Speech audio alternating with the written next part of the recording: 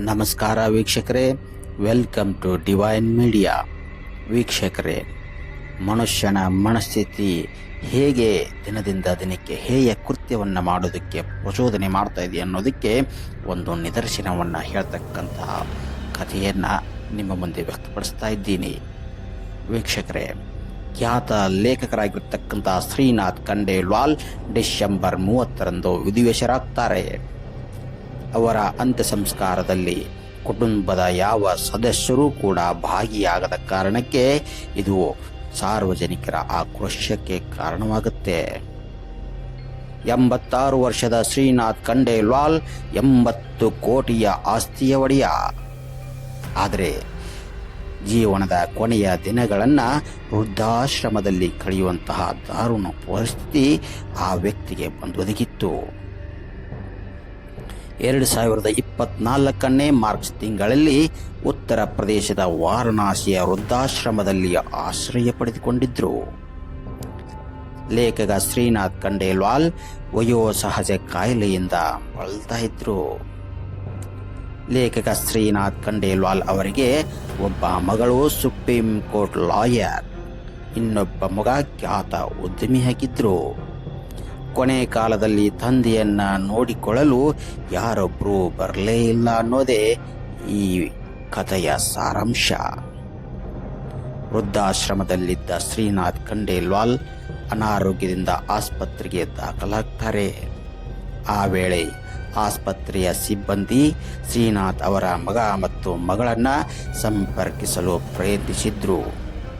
ಆದರೆ ಯಾರೂ ಕೂಡ ಶ್ರೀನಾಥ್ ಅವರ ಆರೋಗ್ಯವನ್ನು ವಿಚಾರಿಸಲು ಕೂಡ ಬರಲೇ ಇಲ್ಲ ಅನ್ನೋದೇ ದಾರುಣದ ಸಂಗತಿ. ಕೊನೆಗೆ ಶ್ರೀನಾಥ್ ಖಂಡೇಲ್ವಾಲ್ ಅವರ ಸ್ನೇಹಿತರು ಮತ್ತು ಆಪ್ತರು ಅವರ ಅಂತ್ಯ ಸಂಸ್ಕಾರವನ್ನು ನೆರವೇರಿಸ್ತಾರೆ. ಕಾಶಿಯಲ್ಲಿ ಜನಿಸಿದ ಶ್ರೀನಾಥ್ ಖಂಡೇಲ್ವಾಲ್ 10ನೇ ತರಗತಿಯಲ್ಲಿ ಫೇಲ್ ಆಗಿರ್ತಾರೆ. 15ನೇ ವಯಸ್ಸಿನಲ್ಲಿಯೇ ಶ್ರೀನಾಥ್ ಖಂಡೇಲ್ವಾಲ್ ಪುಸ್ತಕ ಬರೆಯಲು ಆರಂಭಿಸುತ್ತಾರೆ. ಹಿಂದಿ, ಸಂಸ್ಕೃತ, ಅಸ್ಸಾಮಿ ಮತ್ತು ಬಂಗಾಳಿ ಸೇರಿದಂತೆ 400ಕ್ಕಿಂತ ಅಧಿಕ ಪುಸ್ತಕಗಳನ್ನು ಶ್ರೀನಾಥ್ ಖಂಡೇಲ್ವಾಲ್ ಬರೆದಿದ್ದಾರೆ. ಅವರ ಪುಸ್ತಕಗಳು ಆನ್ಲೈನ್ ಮತ್ತು ಅಂಗಡಿಗಳಲ್ಲಿ ಸಾಕಷ್ಟು ಸಿಗುತ್ತವೆ. ಜೀವನದ ಕೊನೆಯ ದಿನಗಳನ್ನು ಕಾಶಿಯ ಕುಷ್ಠರೋಗ ಸೇವಾ ಸಂಘದ ವೃದ್ಧಾಶ್ರಮದಲ್ಲಿ ಕಳೆಯುವಂತಹ ಕೆಟ್ಟ ಪರಿಸ್ಥಿತಿ ಆ ಕೋಟಿ ಒಡೆಯನಿಗೆ ಬಂದೊದಗಿತ್ತು. ಮಾಧ್ಯಮವೊಂದಕ್ಕೆ ಸಂದರ್ಶನ ನೀಡಿದ್ದ ಶ್ರೀನಾಥ್ ಖಂಡೇಲ್ವಾಲ್ ಅವರು ದುಃಖದಿಂದ ಹೇಳ್ತಾರೆ, ಮಗ ಮತ್ತು ಮಗಳು ಎಲ್ಲ ಸಂಬಂಧಗಳನ್ನ ಮುಗಿಸಿಕೊಂಡು ಹೋಗಿದ್ದಾರೆ. ಈಗ ಯಾರೂ ನನ್ನ ಬದುಕಿನ ಭಾಗವಾಗಿಲ್ಲ. 80 ಕೋಟಿ ಆಸ್ತಿಯನ್ನು ಕೂಡ ಕಬಳಿಸಿದ ಮಗ ನನ್ನನ್ನ ಮನೆಯಿಂದ ಹೊರಗೆ ಹಾಕ್ತಾನೆ.